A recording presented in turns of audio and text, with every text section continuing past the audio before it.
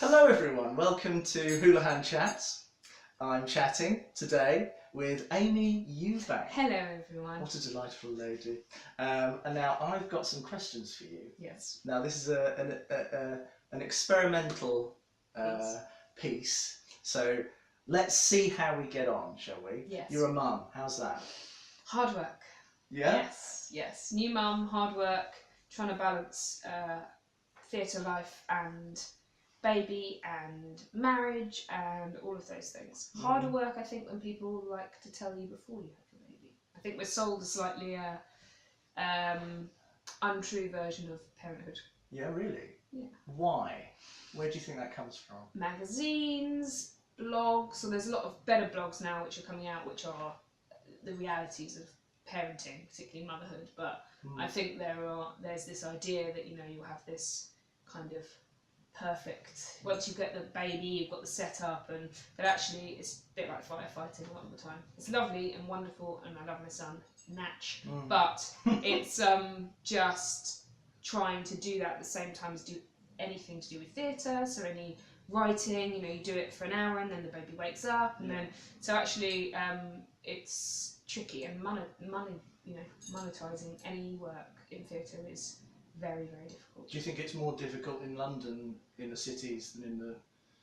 In a way, because of the saturation of people that work in theatre and in the industry. I think in a way, if you're, probably swings and roundabouts, I think in a way if you're in a regional area, if you have a theatre there, for example, one theatre, and there might be more opportunities through that one theatre, however, because there'll be just numbers, there'll be less people that are interested in working in theatre, but because the saturation of how many people want to work in different theatres, I think it can be quite tricky to get your foot in the door of... As a mother in London, more challenging? I don't think so. Generally, not in theatre you mean, just generally being Generally. No, actually, and one thing that I've found absolutely delightful is how kind people are on public transport. I can't do one journey without someone saying, "Are you alright with that? Can I give you a hand? Can I help you with the pram?" And I think there's a lot of bad-mouthing Londoners, and actually I've been overwhelmed by the kindness of strangers from having a baby in London. People Natural maternal instinct. Yeah, people are so sweet, and I think also there's that shared experience. So if they're parents as well, they see you've got your 5 bags and your pram, you're struggling, and actually just to go, "Oh, can I give you a hand?" And that's very heartwarming. That is. And lovely. And speaking of mothers, yes. Now I saw a video of you. I should mention that you are a celebrated theatre director. Yes.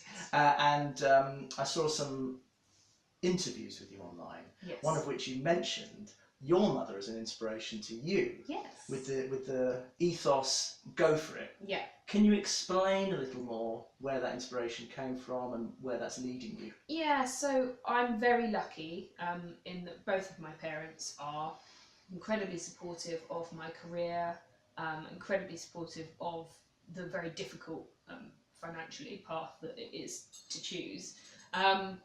And I was lucky enough to get a spot at a good drama school, and then in those days it was you couldn't really get a loan because it was only made a BA later. Originally 3-year courses at drama schools weren't BAs, and they were only made BAs relative when I was actually at What that. were They were just 3-year acting Diploma. courses. Yeah, they weren't.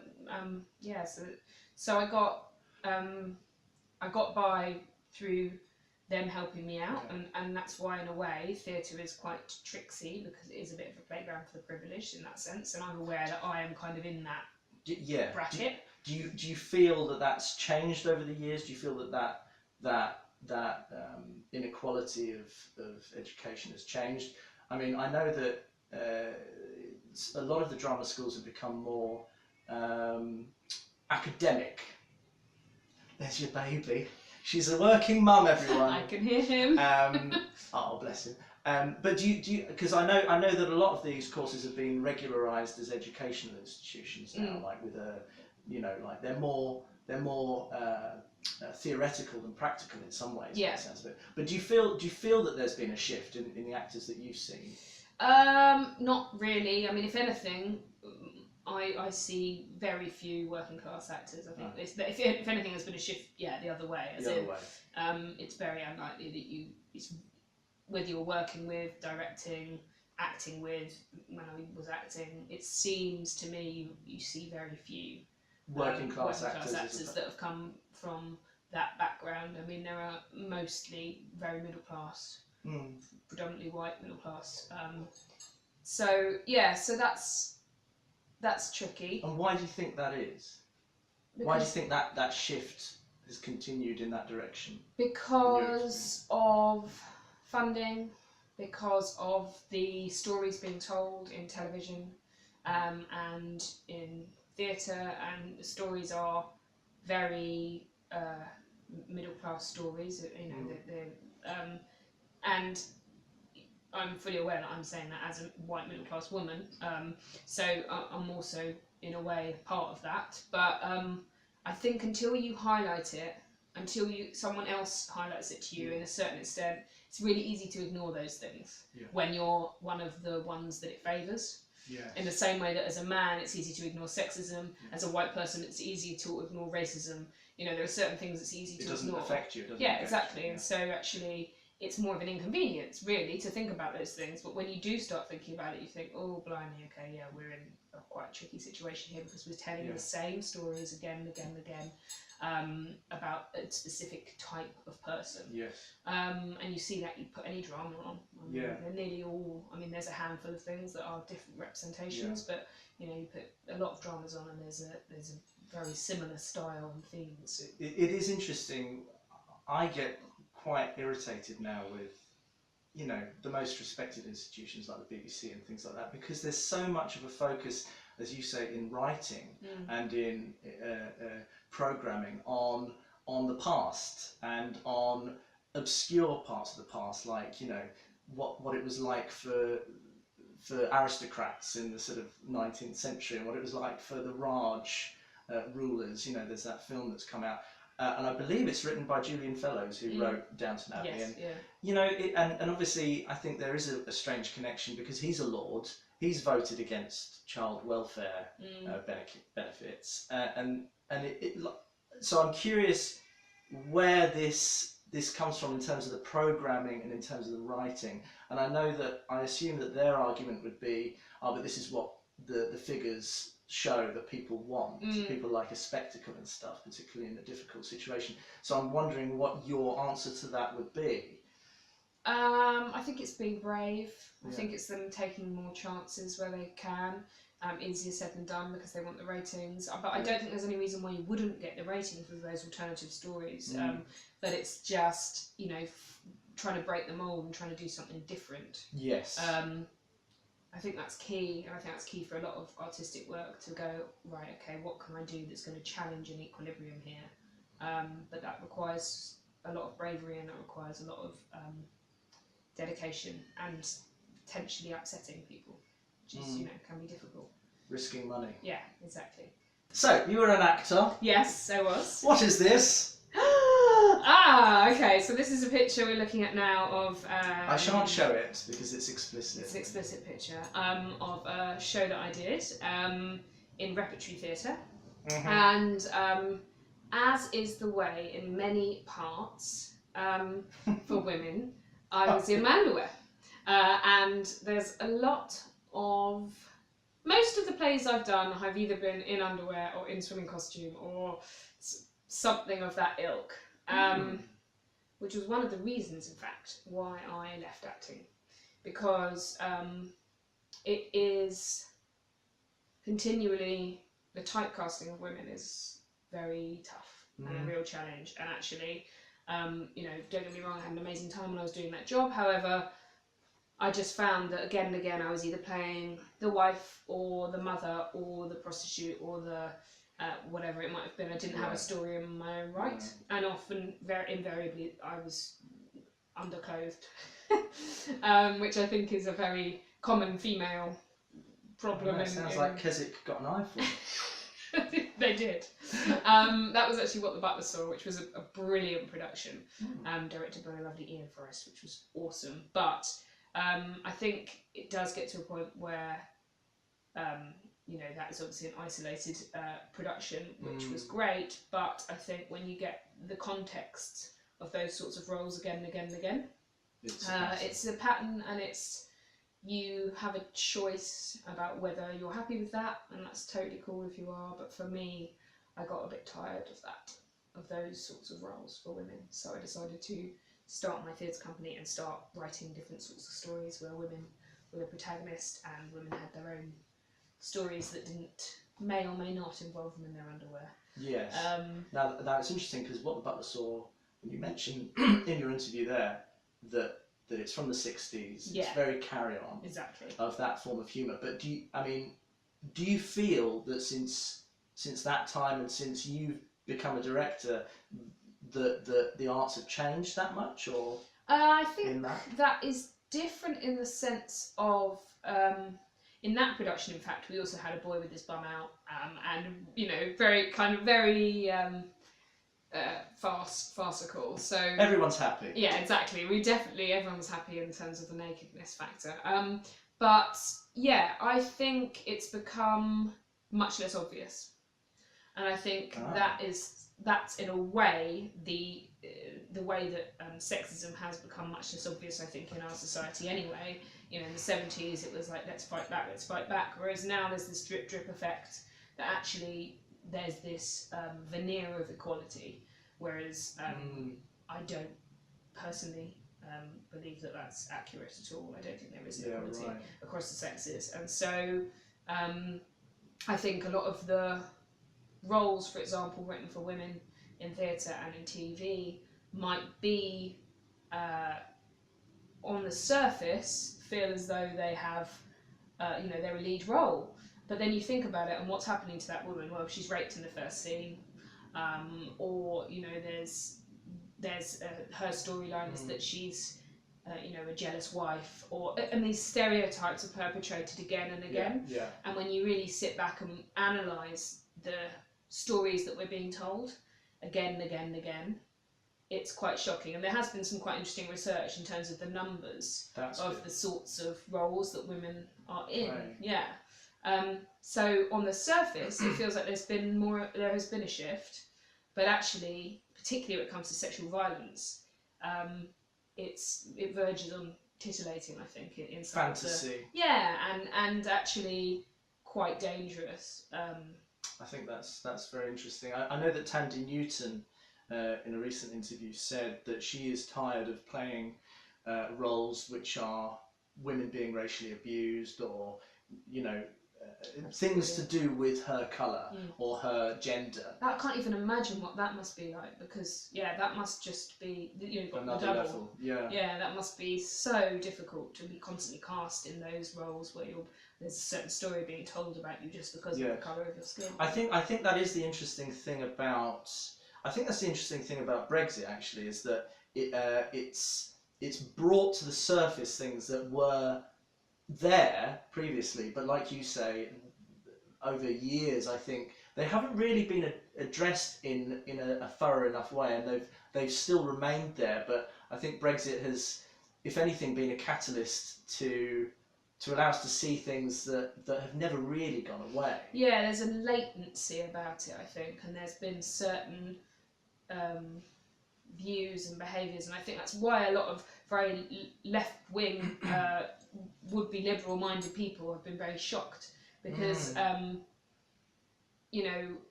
think there's a bit of a bubble, and I think actually to suddenly go, oh gosh, there are lots of different views and opinions out there that are completely different from mine, but the thing that's very important and that is very difficult to do is to try to listen, listen to those, but from both sides, and not, bleeding heart liberals, not dismissing the bleeding heart liberals, and equally not dismissing the people that have much more right-wing views.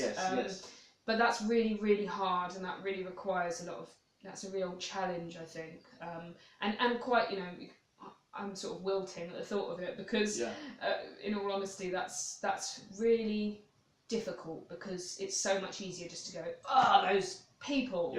Tribalists. Yeah, exactly. I think it's interesting because there's a wonderful documentary maker called Adam Curtis, who works at the BBC. But he's talked about algorithms. Apparently, in terms of the way our reality works now, if you look on social media and stuff like Facebook, the way it operates is it feeds you, it's a feedback system. It's not actually a reality system, so it feeds you more of the same of what you and people statistically like you would like to see or do. And there was a guy who experimented after Brexit who tried to find out the sort of the victorious side's opinions and news. He couldn't find it on his Facebook because literally the algorithms wouldn't feed that. Yeah. And that's interesting because I think the issue is there are many bubbles, and there's financial bubbles, there's cultural bubbles, there's political bubbles, and in London and certain parts of the UK, I think that the social media, as well as the way the system has worked for people, a lot of people have been left behind. And somebody else called it the somewheres and the everywheres. And so I think that's a real challenge for people of our generation, because how do we address that? We have to literally challenge the basis of how we communicate now. Yeah, absolutely. And I think that's why, on a really basic level, that's why we buy the papers that reflect us back at ourselves. I mean, you buy the paper that agrees with your opinions. You don't buy the paper that does, the newspaper that doesn't. And it's because I think it's sort of frightening to see the other stuff. Whether it's, as I said, extreme one way or the other, it's frightening to go, oh gosh. I suppose it makes you feel more lonely, I guess, if you're going to analyse it psychologically, because you think there's lots of people that feel something very different to the way I feel, and that doesn't feel, I don't feel good about that, I guess, on a really basic level. There's a woodpecker. We are in a wonderful location by St Giles Church, and it's like a fantasy woodland outside. There's all sorts of birds and trees and crows. No, Woodpecker of knowledge on there. Oh my gosh, it's so colourful. Ladies and gents, I'm so sorry that you've not been able to see this. He is a stunner. And is he pecking? He's not, he's thinking. Like we all are. It's the woodpecker of knowledge. Lovely segue. Now, I'm very curious. You've talked about that you've had to go into this direction of creating your own work. What can you say about that process of independent creation, especially in this world we're in right now? But how do you balance that? Lots of working for free. You basically have to do it for free, and you have to do other jobs around it. And I think particularly with directing, there's a misconception that directors get paid more than actors, and actually they get generally paid less in theatre because they don't have equity. There's now Stage Directors UK, but that's very new.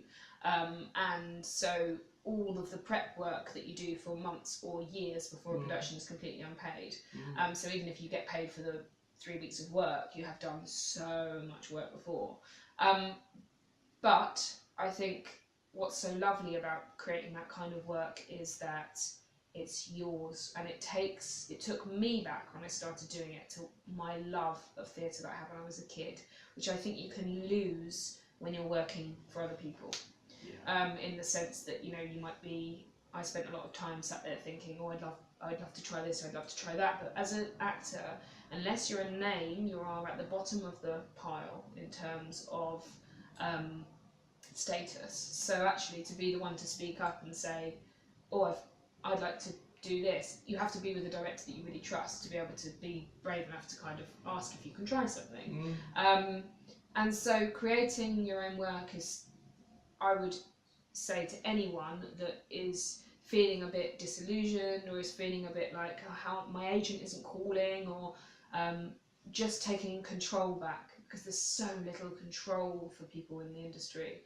And I think I read an excellent article recently, a woman saying, why she left acting is because of she was bored. She was utterly bored of being rejected, of going to auditions and having people be 3 hours late and not apologising, of the disrespect. And she said, I don't feel like I failed. I feel like I'm exhausted, and I've made a choice to leave that exhaustion behind and forge ahead. And I'm not saying you should necessarily leave the industry, but there's no shame in leaving the industry if you do decide to do that, and actually just finding a way to get the joy back. Yes. And that was what I wanted to do and feel I have done with the founding company members of Doll's Eye, was finding is finding a way to create work that we're really, really proud of and really passionate about. And that means you do work for nothing, but you don't want to be working for nothing when it's not good. Well, you're making an investment, Exactly. of time and hope and work. And Yeah, exactly. blood, sweat and tears. And Doll's Eye do create some excellent work, if I may say so myself.